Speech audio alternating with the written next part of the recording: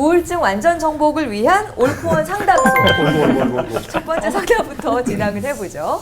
네. 자, 이 시간을 위해서 준비했습니다. 자, 세 분 목사님께서 잘 들으시고 대답해 주시면 됩니다. 자, 엘리야처럼 나도 뭔가 다 이루고 내가 안심했을 때 예상치 못한 우울의 나락으로 빠진 적이 있다, 없다? 있다. 김 목사님은 어떨 때 좀 어려우셨어요? 삶이 재미가 없어요. 네, 삶이 재미가 없고 유일한 기쁨은 이제 말씀 전하는 거, 말씀 준비하는 거, 사역 속에 있는 거. 예전에 재밌었던 게 재미가 없어졌어요. 여성 호르몬이 나오나요? 왜 그럴까요? 아줌마들도 재미있어요. 그렇죠. 왜 그럴까요? 오히려 여성분들이 더 재미를 네. 더 많이 느끼죠. 네, 사실 이제 알고 눈물이 보면. 많아져서. 네.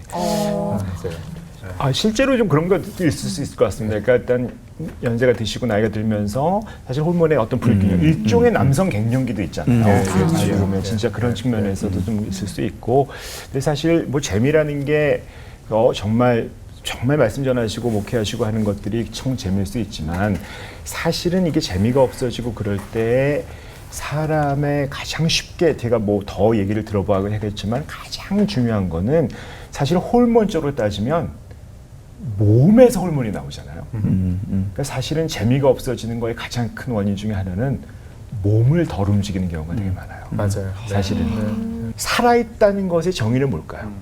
전 좋아하는 말이 움직이는 게 살아있는 겁니다. 모든 죽은 건 안 움직여요. 모든 산 것은 움직입니다. 그러면 내가 재미가 없어지고 에너지가 떨어지고 이렇게 좀 힘들 때 우리가 할 수 있는 가장 중요한 일은 움직이는 거예요. 지금보다만 조금 더 움직이시면 움직인다는 게 뭐 운동하고 PT하고 이런 게 그게 너무 또 부담스럽고 그게 무겁지만 사실은 관절만 움직여도 되거든요. 제일 안 좋은 게 가만히 앉아 있는 거예요. 제가 보면 목사님들 상담해 보시면 목사님들이 엄청 앉아 계세요. 엄청 공부해요. 앉아갖고 책 보시고 교회 가서 가만히 있고 되게 부동자세도 인사하시고 가만히 계세요. 맞아요. 제발 뛰셔요. 어깨 움직이시고 관절 움직이시고 무릎 움직이고 하다못해 이거라도 잼잼만 해도 많이 좋아지십니다. 잼잼을 안 해가지고 우리 교회 그 전문가가 잼잼잼 그 애기들이 하는 거 도리도리만 해도 굉장히 신경 정신적으로 좋아져요. 너무 많이 그래서 도리도리. 조금 재미없을 때는 몸의 움직임의 재미를 좀 느껴보시면 되게 좋지 않을까 싶습니다. 꼭 들어야 될 말씀입니다. 네. 너무 감사합니다. 네. 거기에 하나 더 보태고 싶은 게 네. 교수님 그게 맞는가 모르겠는데 제가 옛날에 들은 얘기가 정신노동을 하는 사람은 몸으로 때우는 쪽으로 운동을 해라. 또 노가다를 하고 이래 몸으로 때우는 직장에 있는 사람은 정신적으로 자극을 받는 취미 활동이나 뭘 하라. 그런 걸 이게 감수하는 정말 맞는 말씀이시겠죠. 사실 우리가 보면 인간이 결국 균형이잖아요. 근데 우리가 현대 사회로 가면서 결국은 몸은 안 움직이고 결국 생각으로 판단으로 그래서 알고 보면 이게 우울증이 많아졌다라고 하는 것도 결국은 움직임이 없어지면서 이게 우리가 보면 맨날 움직여야 되고 수렵해야 되고 사냥해야 되고 하는데 이걸 잘했나 못했나 고민할 리가 없거든요. 살아남았으면 잘해온 거고 그러네요. 먹고 했으면 해먹은 거죠. 근데 우리가 그런 것들을 다 안 하면서 몸을 안 움직이게 되면서 사실은 우울증이 확 늘어났다고 볼 수 있고요. 반대로 너무 육체적으로 많이 하시는 분들은 정말 이 몸을 좀 쉬게 하시고 뭐 생각하고 머리로 할 수 있는 것들 하는 것들이 좀 필요할 거라고 뵙고 그래서 그런 균형을 맞춰가는 작업이 정말 필요할 것 같고 일반적인 현대인은 정말 움직여야 하는 그런 것들의 10분의 1도 안 움직인다가 맞습니다. 엘리야 신드롬이 있습니다. 그게 이제 우울증의 기독교 중에 상당히 많아요. 그게 뭐냐면은 두 가지로 요약할 수 있는데 그게 뭐냐면 큰 일을 이루어야 된다. 두 번째는 나 혼자 고생하고 있다. 이거예요. 엘리야 너 지금 실패했잖아. 그때 내가 너 찾아와서 다시 사명을 주잖아. 난 네가 큰 일을 하길 원하는 게 아니고 not doing but being. 네 자체가 소중한 거야. 그걸 말씀하고 계신 거거든요. 그러니까 우리가 다 한국 사회가 특히 그렇게 만들어요. 큰일 해야 되고 성공해야 되고 그것 때문에 그런 것 같아요. 근데 뭐 그렇게 된다고 행복한 게 아니고 그래서 일단 엘리야 신드롬을 벗어나려고 그러면은 즐겁게 하고 최선 다하고 맞는 거를 이렇게 맞이해야지 뭐 큰일을 막 하늘에서 불 떨어지고 모든 사람들이 막 다 박수치고 이런 거 내려놔야 된다는 거예요. 근데 저도 그거 내려놓으니까 엄청 편하더라고요. 두 번째로는 나 혼자 고생한다. 아빠가 해가지고 난 정말 먹고 자기 힘들다. 엄마가 나 혼자 이 새벽에 뭐냐. 애들은 나 혼자 공부하려고 한다. 아빠 엄마 다 자고. 그게 아니라는 거죠. 그래서 제가 날마다 하는 게 뭐냐면 그렇게 큰 일, 위대한 일 안 해도 돼. 그냥 주어진 일 최선 다하고 뭐 이 부족한 것도 난데 뭐.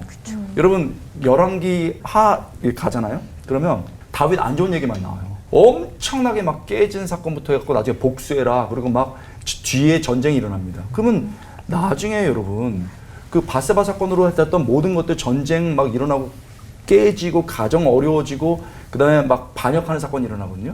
근데 맨 마지막에 뭐가 나오냐면 하나님 나는 하나님을 그래도 신뢰해요.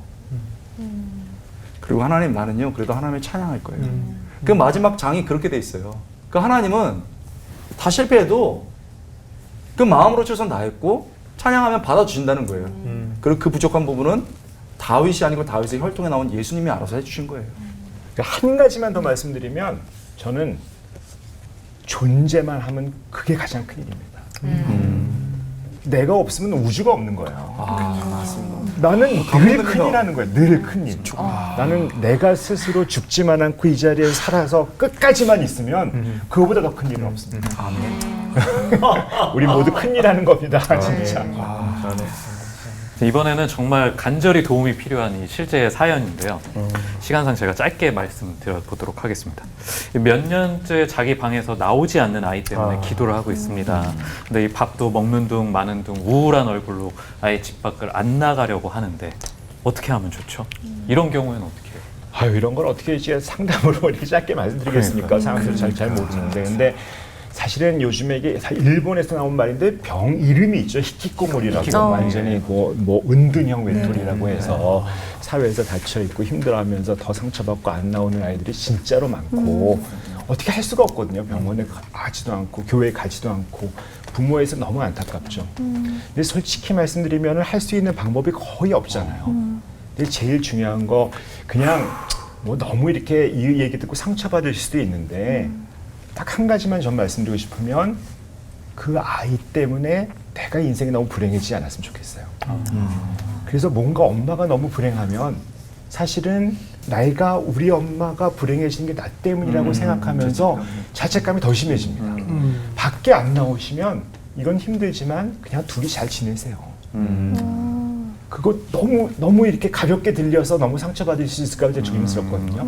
그런데 어차피 못 끌고 나온다. 데려와봐야 소용이 없다고 하면 난 네가 있어서 너무 좋다. 네가 안 나가니까 문제라고 보지 마시고 정말 있으니까 너무 좋다. 우리 둘이 한번 있을 거 어떻게 잘 지내보자. 오늘은 뭐 해 먹을까? 안 나가도 돼. 힘든데 안 나가도 되지. 난 네가 있기만 하면 돼라는 메시지가 진심으로 전달된다면 아이가 지금은 안 변해도 언젠간 변할 거고 사실 안 나와도 둘이 잘 지내면 사실은 그 삶은 괜찮다 이렇게 봅니다. 너무 가볍게 들으셨으면 죄송합니다. 이게 그렇게 그런 뜻은 아니었습니다. 너무 필요한. 네. 그럼 다음은요.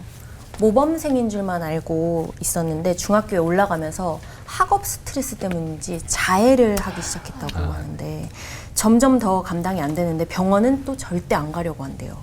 교수님, 자해도 우울증에서부터 올 수가 있나요? 아, 그렇죠. 요즘에 또 자해하는 아이들이 또 너무 늘어서 실제로 저희가 전공의를 할 때만 30년 전만 해도 진짜 성격적으로 문제가 있거나 심하신 분들만 자해를 하고 자살을 앞에 두고 자해를 하셨는데 요즘은 거의 초등학교 1, 2학년도 자해를 합니다. 뭐 한 반에서 한 뭐 30% 40% 이상 아이들이 자해를 하는 경우가 되게 많고 담임 선생님들이 정말 놀래서 너무 그런 경우도 너무 많고 막 급증하고 있거든요. 근데 사실 자해라는 현상이 꼭 자살로 100% 연결되는 건 아니에요. 근데 물론 자해가 반복되면서 자살로 가는 경우도 있지만 우리가 비자살적 자해라고 해서 자살하고 싶지 않은데 하는 것으로 시작하는 경우가 굉장히 많습니다. 그 빈도가 굉장히 많은데 쉽게 생각하면 자해는 터질 것 같아서 그어서 김 빼는 거예요. 쉽게 생각하면. 심리적으로 그렇게 해석할 수 있거든요. 내가 너무 터질 것 같고 무엇인가 힘든데 내가 그어서 상처를 줘서 여기서 김이 샥 빠져버리는. 나름의 그래서 풀어내는 그렇죠. 방식입니다. 그러니까 자해를 하고 나면 편안해지는 거예요. 그래서 자해에 중독이 되기도 하거든요. 그래서 자해하는 것들이 그걸 끊지 못하고 하는 경우가 많이 있거든요. 그래서 이 가정 입장에서는 정말 전문적인 치료를 받는 게 제일 좋으나 안 가겠다고 하고 못 가겠다고 데려가지 못하는 경우라면 사실 어머니 입장에서 하실 첫 마디는 네가 힘들구나요. 자해하지 마가 아니라 되게 부모들은 내 눈에 뭐 너 어떻게 돼서 자해를 하냐, 미쳤냐, 뭐 네가 엄마 앞에서 어떻게 자해를 할 수 있냐 이런 식으로 반응을 하시거든요. 근데 아이가 자해하는 이유는 딱 한 가지입니다. 답답해서 터질 것 같아서 사실은 터질 것 같아서 죽을 것 같은데 자해해서 그 순간을 넘기는 수가 굉장히 많거든요. 그래서 아 네가 이렇게 터질 것 같을 정도로 힘들구나라고 알아주시는 게 첫 단추예요. 그래서 그 자해 가지고 비난하지 말고 좀 힘들게 또 이 자해라는 게 정말 유행이거든요. 요즘에는 애들 뭐 인스타니 이런 거에서 서로 자해한 걸 올려요.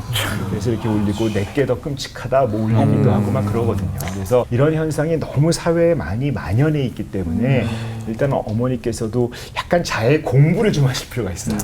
자해 공부도 좀 하시고 일단은 좀 답답하다는 걸 알아주시는 걸로 시작을 해주시면 좋겠습니다.